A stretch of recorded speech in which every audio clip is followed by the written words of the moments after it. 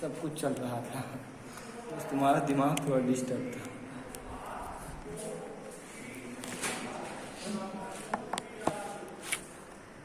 मैंने क्या बता दिया, देखो बताया मुख्य अक्ष में दर्पण का ध्रुव P और वक्रता केंद्र C से होकर जाने वाली रेखा को दर्पण का मुख्य अक्ष कहते हैं। ठीक, क्या है? दर्पण का ध्रुव P वक्रता केंद्र C से होकर जाने वाली रेखा को दर्पण का मुख्य अक्ष कहते हैं। क्या कहेंगे? दर्पण का मुख्य अक्ष। लिख लो,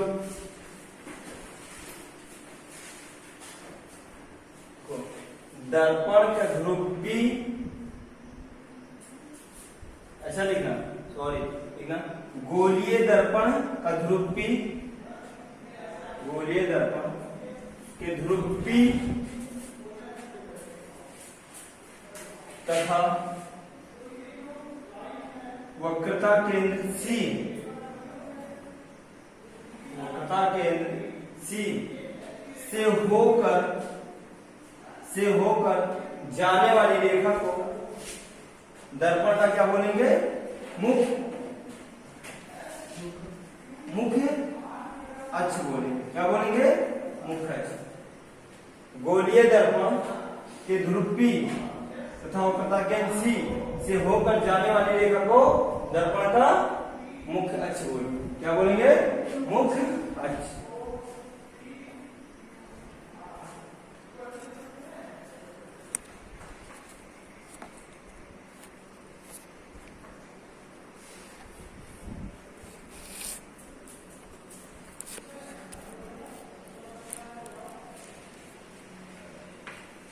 देखो ध्यान दो, मैंने क्या है लिखा? मुख्य फोकस, मुख्य फोकस। देखो तुम लोगों को समझना ये मुख्य अक्ष के समांतर, ये हमारा क्या है?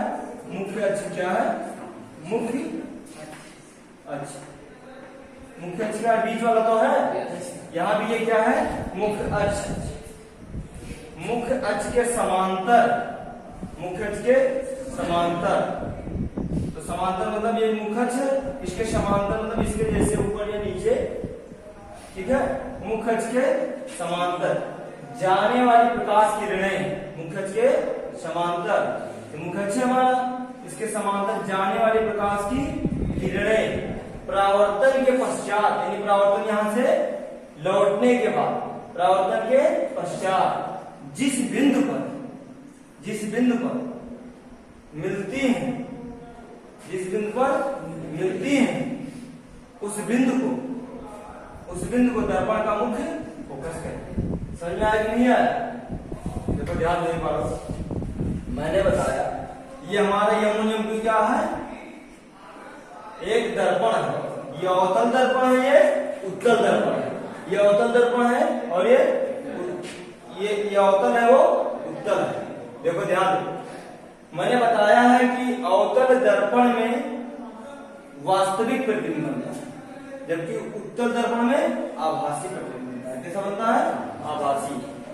तो इसलिए देखो ध्यान देना, मुख्य अक्ष के समांतर जाने वाली प्रकाश की किरणें, जो प्रकाश की किरणें क्या कर रही है? जा रही है। जब इस चिकने तल से या दर्पण से जब परावर्तित होंगी तो एक दूसरे को जिस बिंदु पर काटेंगी वो बिंदु क्या कहलाएगा? मुख्य फोकस। ये हो गया अवतल, उत्तल के लिए।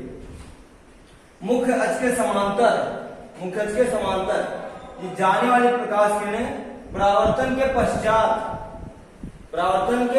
पश्चात जिस बिंदु पर मिलती हुई प्रतीत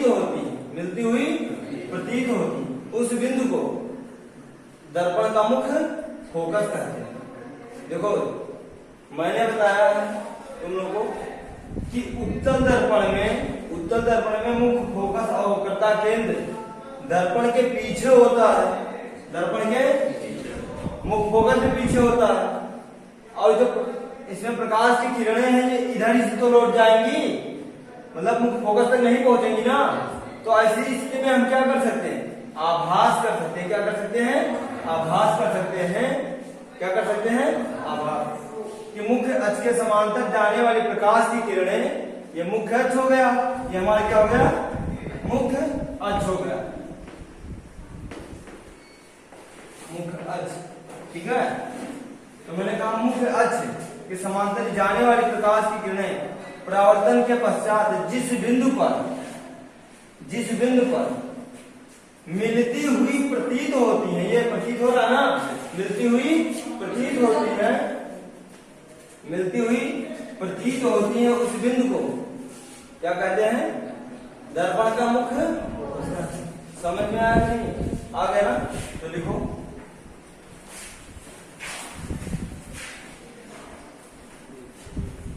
मुख्य अक्ष के समांतर, मुख्य अक्ष के समांतर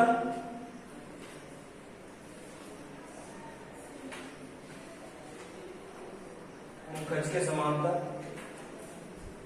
जाने वाली प्रकाश की किरणें, मुख्य अक्ष के समांतर जाने वाली प्रकाश की किरणें जिस बिंदु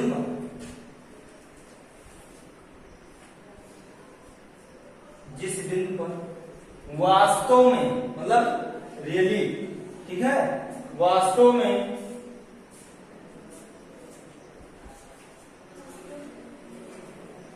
मिलती हैं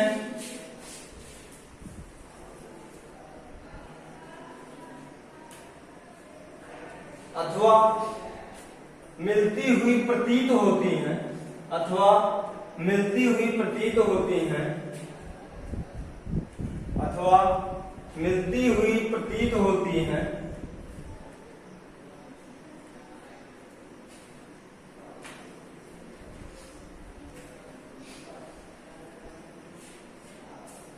उस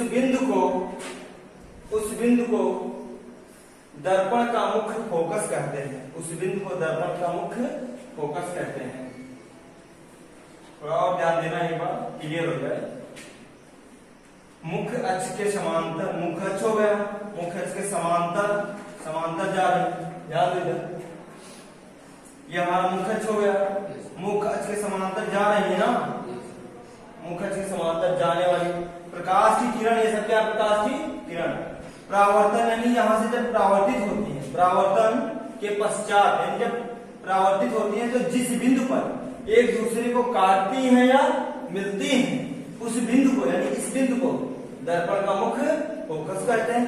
वास्तव में काटती हैं, यदि मुख्य अक्ष के समांतर जाने वाली प्रकाश की, मुख्य अक्ष के समांतर जाने वाली प्रकाश की किरणें है ना, ये परावर्तन के पश्चात यहां से लौटने के बाद ये इधर से गई इधर लौट रही है ना, इधर से इधर लौट रही है ना, इधर से जाके इधर लौट, वास्तव में मुख्य फोकस में मिलती नहीं है, बस क्या किया जाता है, आभास किया जाता है कि काश अगर ये हमारा दर्पण इस तरह ना होता तो ये जाके किस पे मिलती, मुख्य फोकस पे जाके मिलती, तो हमारा प्रतिबिंब, मतलब ये जाके जिस बिंदु में मिलती है वो हमारा मुख्य फोकस हो जाता है।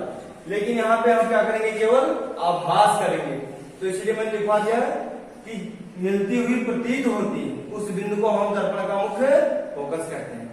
नोट हो गया?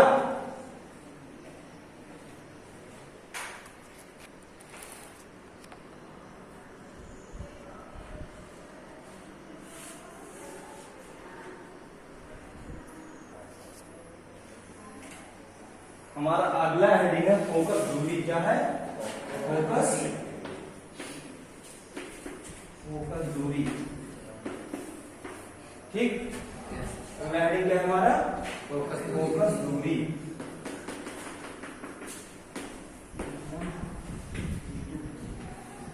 ठीक,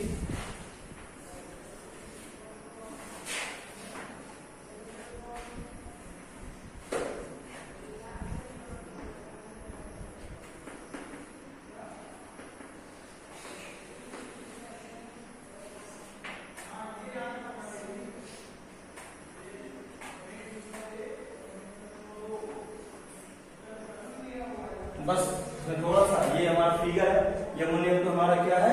अवतल दर्पण। क्या है यमुनियम टू? अवतल दर्पण।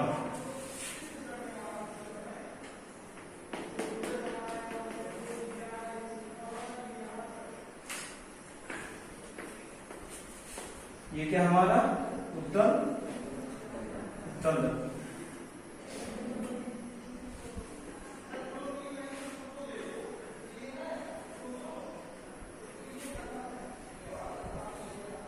ये फिगर है हमारा, यमोनियम क्या है उत्तल दर्पण। हमारा पी क्या है, दर्पण का ध्रुव। मुख्य फोकस हो गया, यह क्या है मुख्य फोकस। सी क्या हो गया, वक्रता केंद्र। मैंने क्या बताया है, ये इसके बारे में जानते हो। अब इसमें एक वर्ड आ गया इसी वाले, ठीक, मुख्य फोकस। मुख्य फोकस को किससे लिखते हैं, स्मॉल एफ, ठीक। तो इसमें हम बताएंगे दर्पण के ध्रुव P, दर्पण के ध्रुव P और मुख्य फोकस F। दर्पण के ध्रुव P और मुख्य फोकस F के बीच की दूरी, जो इसके ये बीच की क्या है दूरी, ये फोकस दूरी है। समझ में आया कि नहीं आया? मैंने बताया कि दर्पण के ध्रुव P और मुख्य फोकस F के बीच की दूरी क्या कहलाएगी, फोकस दूरी। बात समझ में आया नहीं आया?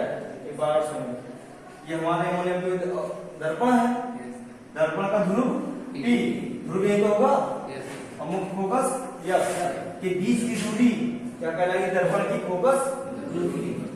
समझा नहीं समझा? आगे तो लिखो, दर्पण के ध्रुव P, देखो मैं बोल रहा हूँ, दर्पण के ध्रुव P, दर्पण के ध्रुव P,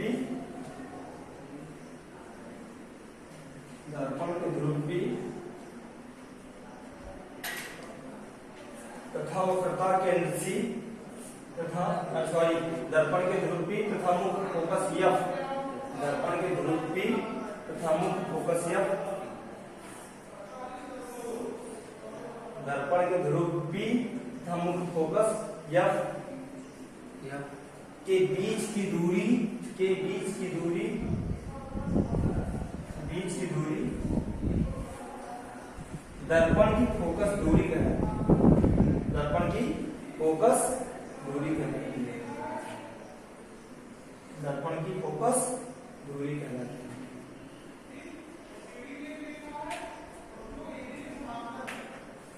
क्या कहलाएगी, दर्पण की फोकस दूरी कहलाती है। समझ में आया? कोई प्रॉब्लम? समझ गए ना सब, फोकस दूरी किसे कहते हैं, समझ गए ना?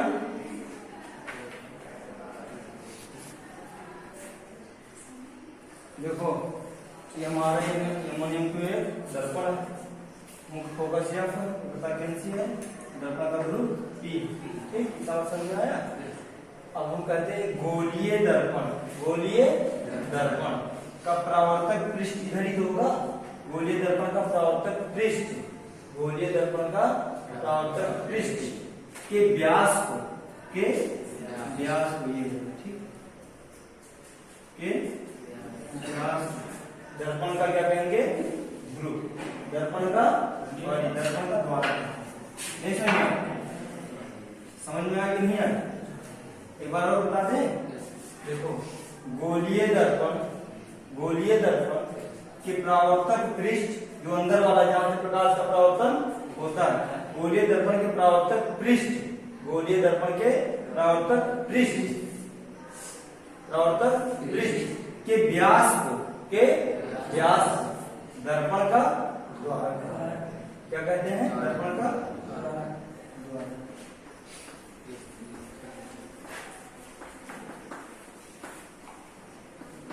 समझ आया ना? गोलीय दर्पण के परावर्तक पृष्ठ के व्यास को दर्पण का द्वारक कहते हैं। और लिखो